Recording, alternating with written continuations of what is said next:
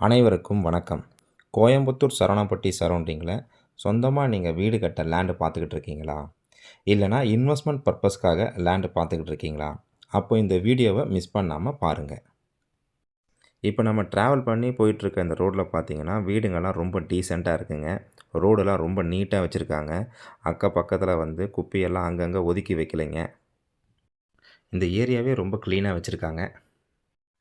இந்த இடம் பார்த்தீங்கன்னா உங்களுக்கு வடக்கு பார்த்த லேண்டுங்க.